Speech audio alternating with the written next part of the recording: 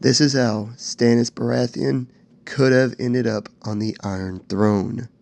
So, we all saw how the show and in the books how they went. Uh, well, I think we all can agree Stannis should have been king. Not saying he would have been a great king. I'm just saying he should have been king. Big old Robert B's children were illegitimate, and Dany was still in Essos. He should have been king by right. It was his right to be king. But as we know, it didn't go that way.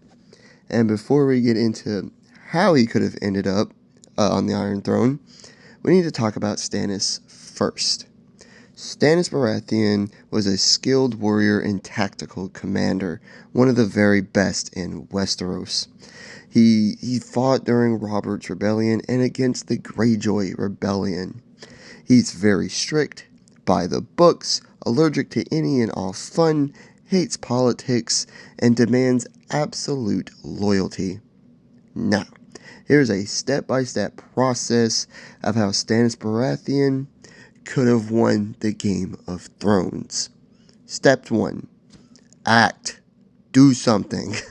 Upon hearing word from Ned Stark declaring him as the true king and not Joffrey, he should have immediately started on this plan I'm about to tell you all.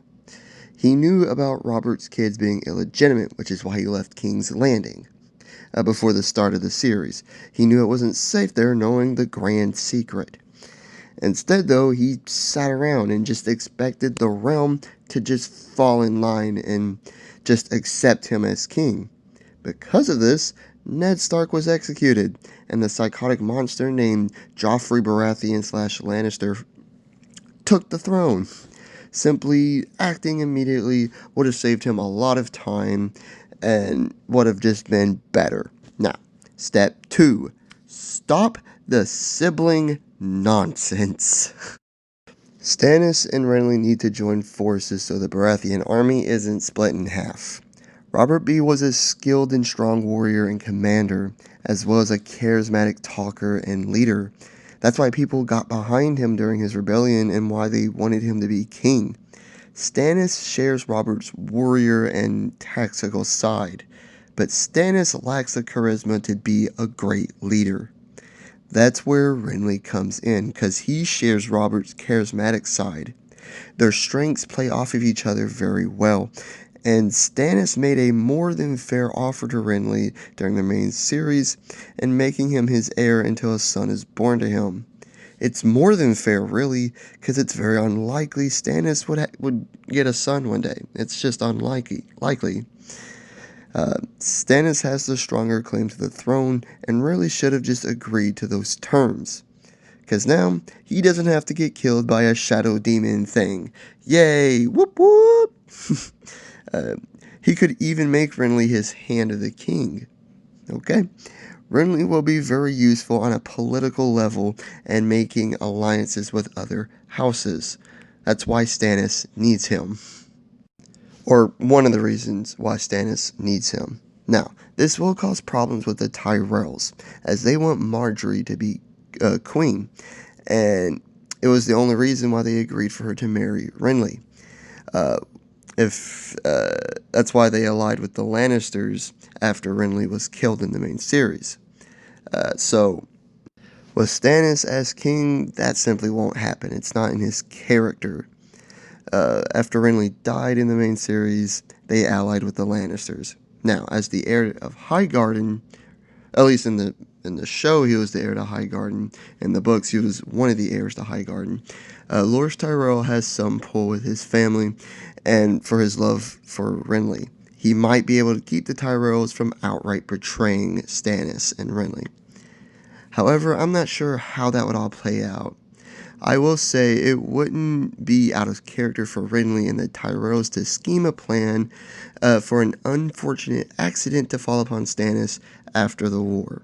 However, would they be able to do that with Melisandre constantly lurking around Stannis? Not to mention, Stannis isn't stupid. He knows his brother. He knows his brother wants to be king, and he knows not to fully trust the Tyrells, because they have showed several times that they are slimy bastards. Stannis would probably mentally prepare for this. Nonetheless, Stannis and Renly are united with potentially the Tyrells as well, and that's all that matters. Step 3. Align with the North immediately. In this puzzle, this is the game-winning piece. Okay, early on, there was a real possibility of this happening. The North aligning with Stannis, as Robb Stark didn't want the Iron Throne.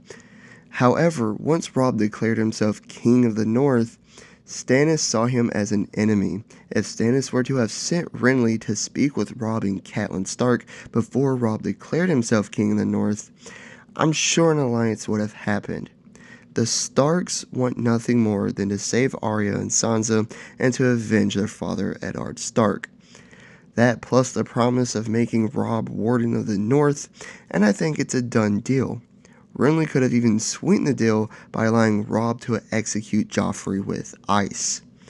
Robb is a skilled warrior and a surprisingly skilled and tactical commander. Both sides have nothing to lose and everything to gain by aligning with one another.